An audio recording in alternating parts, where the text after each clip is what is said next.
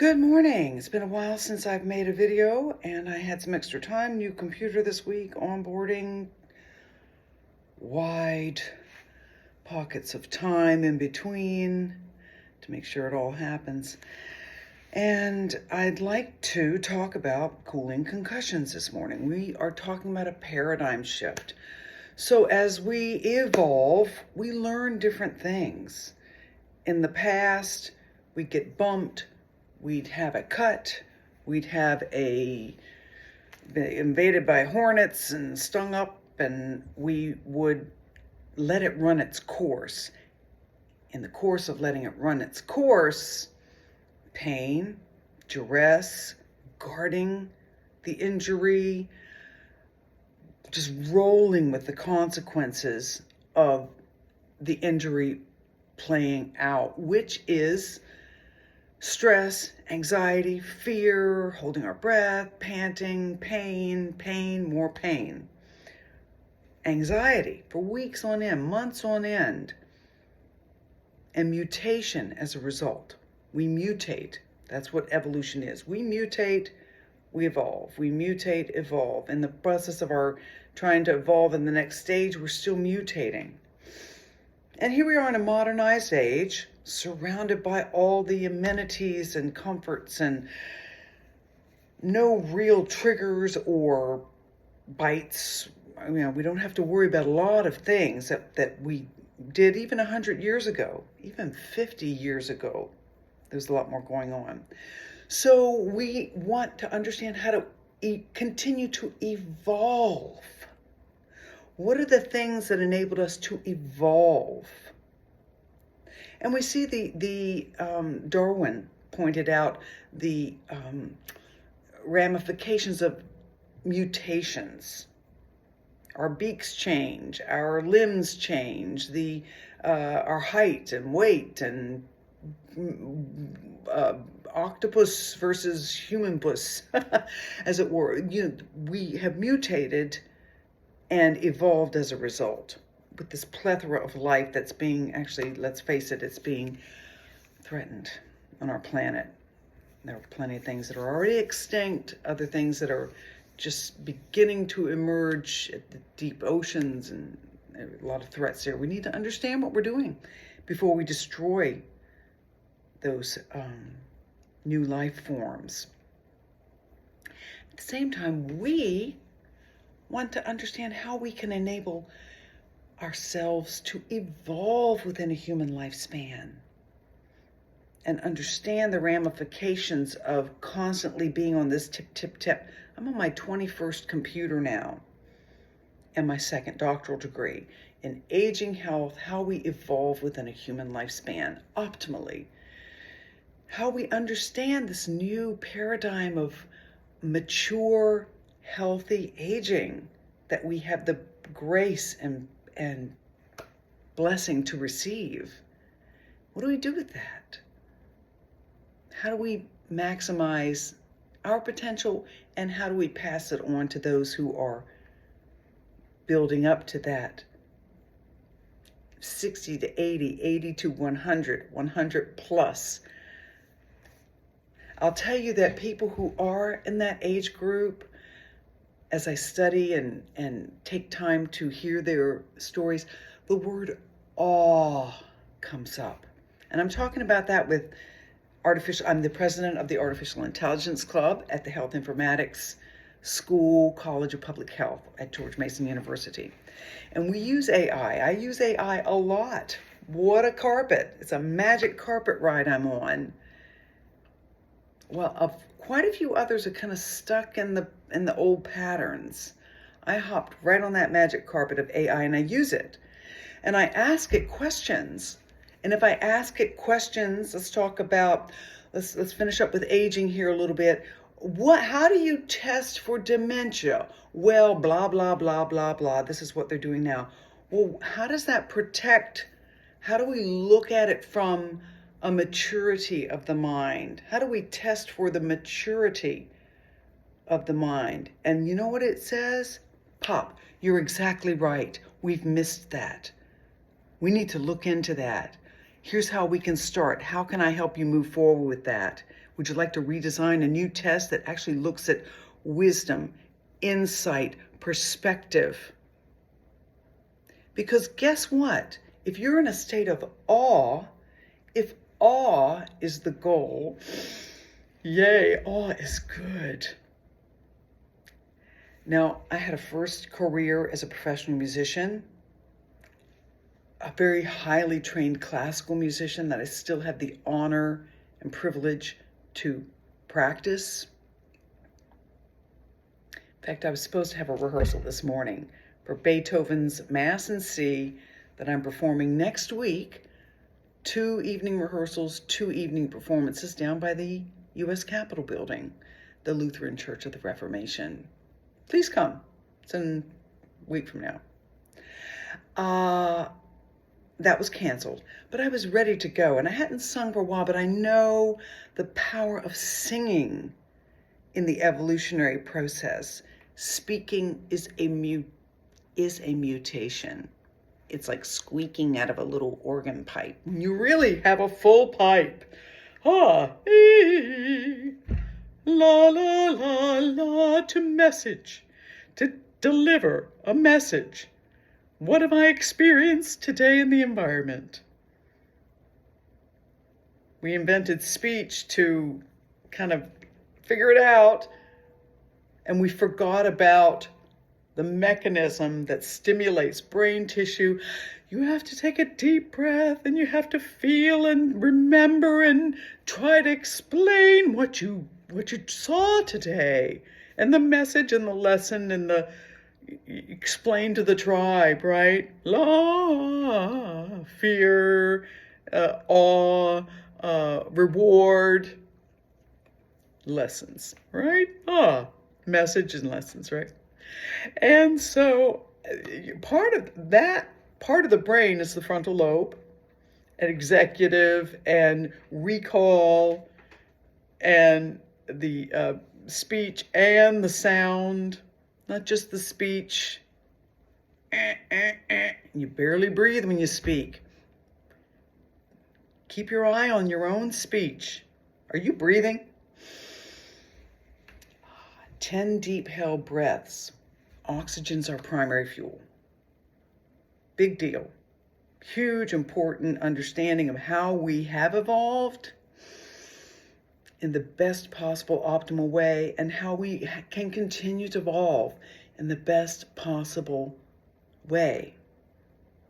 We can only live 5 minutes without oxygen, 5 days without water. Whole different lecture on that. 5 weeks without food. We eat all the time. This glycolytic kills our mitochondria, it overworks them, etc. So breathing is very important. Singing is important. Non-verbal laughing is another one that kicks all the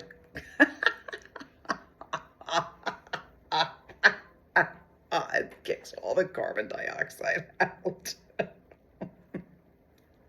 That's what it does for me. Oh gosh.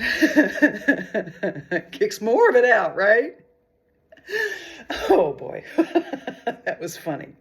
Ha ha ha. Kick out that carbon dioxide. Good. Good. It needs to get out. Then, oh man. That was just too much. You take a deep breath and you reflect, right? You sear it in as a memory. Paradigm shift in practicing how we evolve within a human lifespan, right?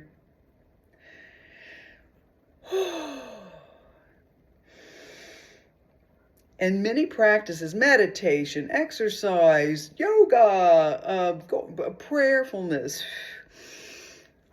Please put everything in this space so I can survive. I study churches. I study the buildings. I study the experience. I study the cultures. They're all different. I experience the experience of taking the dare and showing up at a church and seeing what, collecting the goods, right? in the evolutionary sense. Right?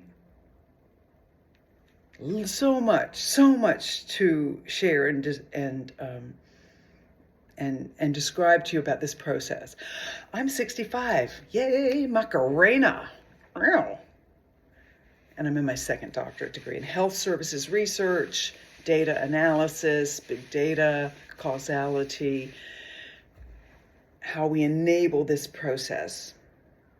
And I'm studying 40 hertz, sleep cycle escorts, sleep latency treatment, sleep cycle escorts, starts with 40, goes into 8, 4, 12, 2, and gets you through a great night's sleep. That's my dissertation, it seems. This morning, however, my goal of this talk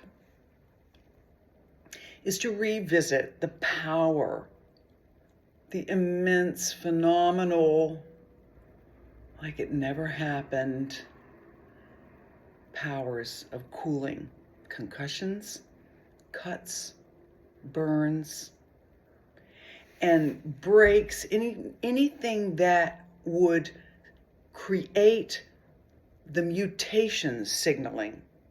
We don't need really to mutate anymore. We're surrounded by plastic. We need to worry about evolution, evolving. So concussions are one issue I've been talked about. I've got a lot of lectures on that. Cuts, burns, as we've discovered fire, there are burns that have a real play out, a very long play out in evolution. We burn ourselves, we discovered fire, we got burned, or there's a forest fire, burned. There's a very long, painful, pus-filled, blister-filled, healing stages. Not just one healing. There's stages of healing when you burn yourself. We know that. We know, and I guess about 3 weeks ago, I had a bad burn on this finger. And I was actually making some Spanish flan, yum yum. And you have to burn the sugar, and that gets really, really hot. It takes a good 10, 15 minutes to caramelize that sugar. And it becomes brown, and that's the best part of the flan, right? For me. And so, silly me, I had a spoon, I'd just gotten it to the best part, and I put a dip on my finger because I wanted to taste it. And whoa. Bad burn, because that stuff is H-O-T. And immediately I took it off, but man, the damage had been done. I'm like, oh gosh. And I play the piano for a living, so I can't afford to have a burn like that on that finger. And so I realized, because I studied cooling, and I'm going to talk to you about this cooling process, I had to cool it. And it was a bad burn. It was just kind of a regular burn, 3 hours of consistent, constant cooling on this finger. And I'll show you the product I have to make this happen, but it's a good product. It needs to be adjusted a little bit more for this type of area, so it's kind of awkward, but I made it happen. But for a bad burn like this was, I did it 5.5 hours. It was a pain in the neck, awkward, hassle, but not as much a hassle as weeks of pussing, scaling, scabbing, shooting pain, guarding, lack of use, holding, avoiding. We know that drill. When we burn, also cuts. Cuts have those sort of playouts, as it were. 5.5 hours, and it was painful. Here's the thing about cooling. Cooling, you have a concussion. Oh man, I hit myself in the head bad. Oh wow. Whew. I'm okay. That's our first response, right? I'm okay, I'll be okay, I'm okay. But you're not okay because that was a bad hit. I'm okay. I'm okay. That's what athletes say. We all say that. I'll be all right. I'll be all right. Don't worry. Unless you're older, then you know what's going to be happening in the next 4 to 6 weeks.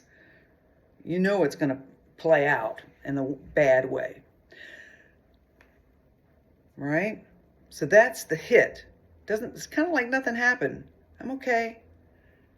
But the Centers for Disease Control have a website that say, well, there are things going to happen, and here's the drill. You hit yourself, the coach says you get hit, you won. Leave the game. 2, go home. 3, expect a long recovery. Long recovery. And 4, we promise you'll never be the same. You're going to have learning. You're going to have problems for the rest of your life. You probably never play. You may not, probably not, likely. You're out of the game. Huge stigma. You're gone. Well, that's the old way. That's the kind of modern caveman way. That's the current normal paradigm. The new paradigm, bye-bye. Goodbye, old paradigm. You cool it immediately. Within the first, 2 minutes if you can. Minute. Immediate. Within 30 seconds if you can. You have it on the sideline, ready to go. The brain aid. And guess what? It puts the fire out. It's like that hit is a match that's dropped in a field of dry grass. And it's going to burn, baby. Gonna burn and cause a lot of damage. That cooling puts out that match. It's like steps right on that match. Ta-da! And it's like it never happened. So that's what happened with this. 5.5 hours. What a hassle. And it was painful because there is some damage. The damage did happen. And the body knows, evolution knows it happened. And we're going to mutate. That happened. We're going to send all the mutation signals. Pain, stress. We're going to send all the damage control there. Going to have pus, blood, pain, scabbing, all that junk. We know the drill. But we don't need that anymore. In the last 50 to 100 years, we're surrounded by plastic of all the comforts. So we don't need it. We need to cool it. And in that 5.5 hours, the next day, I had this terrible burn. It's like it never happened. It's like it didn't even happen. I couldn't even find it. Right? Just a few days ago, a little bit of skin peeled off, and there was some damage from that burn, and it's still there. You can still see it. You can see the outline of that burn, but the cooling took over the signaling, took over all these processes that would otherwise happen. And the literature is very clear. It's just not. The science takes about an average of 6 hours for cooling to happen in concussions and damage and traumatic injuries, which are different things, a lot of mechanical damage. So there was some damage, definitely. And the first layer of the burn damage has come off. There's another, the epidermis has at least one more layer, probably 2. This thing will be flaking, but the next day after I cooled it, like it didn't even happen. That's a big deal. It's a new paradigm. Now for brain injury, similar. So you bump your head hard, you know there's going to be a goose egg, right? Everybody knows that. If you don't know that, then you haven't had a bad bump recently. It'll be a goose egg. And then inside, there's also going to be a goose egg. And so as the outside gets lower, the inside just keeps growing because there's no place to pull it back. It just keeps getting bigger. So what we do when we hit a concussion, you cool it immediately. And because it's aerobic tissue, highly oxygenated, it needs to stay on for a lot longer, like a day, 24, 36 hours. And what I was trying to say is that the cooling like absorbs these pain pathways that are coming down the line. There's a lot of pain damage, a lot of pain damage. It's like the cooling, it's uncomfortable. It hurts, the cooling. It doesn't damage, but it's like it absorbs all of those signals. It's strange in that way. I don't know how to explain how that, it's uncomfortable, but I know, because I study it 25 years now, that cooling, and it doesn't have to be freezing, it doesn't damage at all, but it does absorb all of the pain signals that would otherwise be playing out in the weeks to come. Same with the head. When you put it on, it's like, you bump your head. I'm okay, I'll be all right. And the coach says, no, you won't. And the new paradigm says, no, you won't. We're going to cool it. And it doesn't have to be real cold. It's like a basic, like 10 degrees below, normal temperature, 10, 12 degrees Fahrenheit, 15. It's a bag of peas, as it were, with a cloth cover. That's what the product is, but it's not peas. Don't cook it. Don't eat it. It's hydrated salts. It's a great product. So if you bump your head, you say, I'm okay. No, we have to cool it. We have to cool it, the coach says. New paradigm. We have to cool it. Here comes the beauty of this. We analyze the hit.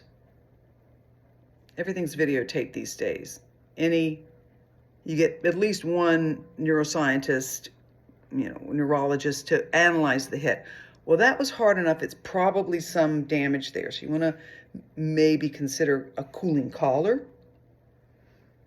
But it's the 24 to 36 hours directly on the hit. And so what you do is you structure the recovery. You cool the hit. There was damage. It was a bad hit. Just like it was a bad finger, not too bad, but bad enough. And the cognitive behavioral neuroscience of it, there is some recovery. There is some patching, repair work that needs to be done after the cooling. And we need to be aware of that. So you structure the recovery. And the result is not what they tell you, go home and expect, brain damage for the rest of your life. But you do this, put an earplug in, stay away from reading, math, I'm in the left hemisphere here, math, the cognitive behavioral networks, give them a rest. You rest it. And while you're resting that, you get into arts, creative, stay exercising, simple exercising. You structure so this becomes stronger and smarter. Yeah? All that becomes stronger, smarter. This is recovering. You're cooling it. You stop the chaos. You put out the match. Make sure it's out. You put out the fire. Make sure it's out. Keep this on for 24, 36 hours. Extinguish the fire. And because of our MRI and decade of the brain, we know what the damage is. We know what room of the house got damaged. We know what the damage is. We improve the rest of the house. Make all these wonderful arrangements while we're letting letting the damage settle. We structure the recovery. And then with the brain, it's so beautifully interconnected, 100 billion neurons, something crazy, that cooling's done. We understand the recovery period. Same with if you break an arm. I had a broken arm here. Cooled it before, during the surgical process, definitely when I first got it damaged, that's not calcifications and buildup and mutations and let's turn this into a hoof, That's what the DNA will do. That's what our, half evolved, partially evolved system will do. That's what we do, this evolution. We're industrialized now, last few years.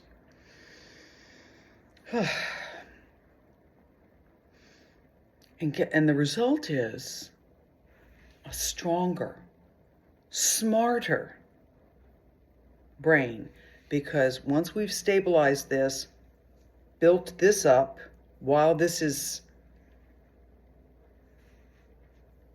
continuing to stabilize, what you don't get is the swelling, the destruction of brain tissue, the collateral damage. We stopped the fire from burning away here. Same when I broke this wrist. Worst smashing of a wrist that doctors had ever seen. I cooled it, stabilized it, worked at the organ, made my left hand and feet, I'm a church organist and I also play the piano, improved this. And then this is my dominant hand. Had no choice but to redominate. I'm playing better than ever, pieces I would never have played in the past. It works. Same with the brain. We come back with a stronger, smarter brain. So welcome to the future. Welcome to the new paradigm. And please take this with you into the future. And the CDC doesn't even mention cooling. They just say, leave the game, go home, suffer the consequences. It's going to be a long, hard, difficult recovery, and you will never be the same person again. You'll probably have damaged defects for the rest of your life. That's nuts. New paradigm. Lots of new paradigms. That's what I do, and this is one of them. So I was thinking the cooling concussions this morning, cuts and burns. In the past, we could be in the forest, whatever, running around, we cut ourselves. Oh my gosh. Let it bleed out. Get the sting out. Just bleed out. Any number of consequences could come from that, infections, etc. They finally learned to bandage. Pressure stops the bleeding. Okay. Treating it with alcohol, Neosporin, and covering it will now, protect the healing process. Well, all those things, cooling. I had a bruise here, really bad clamping of this finger. Another hand, had to cool it. It was painful cooling it. Oh my gosh. But it's like it never happened. But you can still see a little bit of the damage in there. There's a little bruise in there that's working its way up. And I waited about a half an hour. Had I not waited about a half an hour, the extremities are different than the oxygenated brain, heart, and lungs. New paradigm, very important.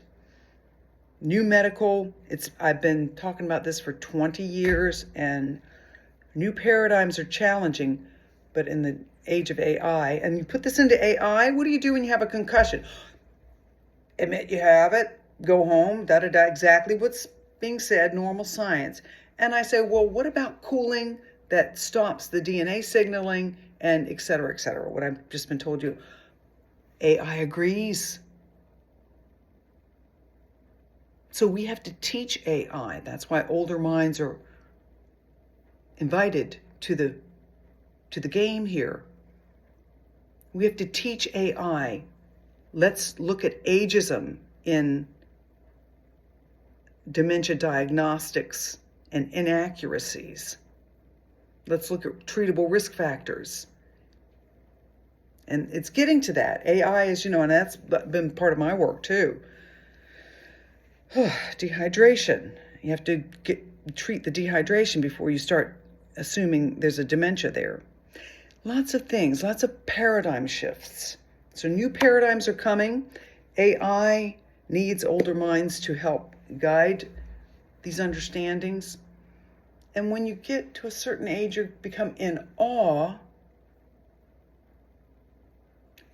That's a different game than, oh my gosh, I've got to learn this because everyone else is ahead of me and I'm afraid. Fear, toxic, mutation, blockades. Can't breathe when you're full of fear. It's all good. Thanks for listening.